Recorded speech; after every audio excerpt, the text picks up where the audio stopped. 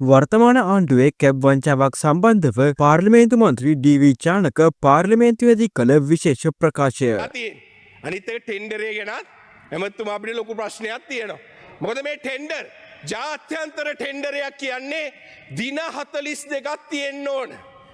සාමාන්‍ය ලංකාවේ ඉතිහාසයේ තියෙන ලොකුම චෝදනාව තමයි ටෙන්ඩරයක් හදනකොට ස්පෙસિෆිකේෂන් හදනවා එක සමාගමකට යන්න ඕන විදිය.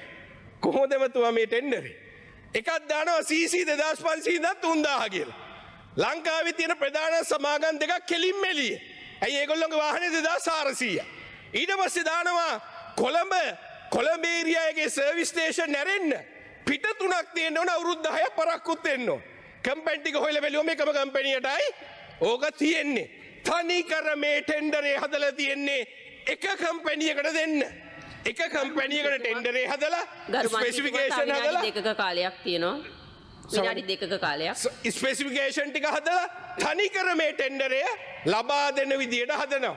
අනුර කුමාර දිසානායක මහත්තයා පාර්ලිමේන්තුවේ හිටිය නම් කියයි මේ ටෙන්ඩරේ හදලා තියෙන්නේ කවුරු හරි කම්පැනියකින් එක කැබ් එකට මිලියන ගානේ අරන් මිලියන 1700ක් හොරගම් කරන්න හදපු ටෙන්ඩරයක් කියලා අනුර කුමාර මහත්තයා මෙතන හිටිය නම් කියන එක කියනවා.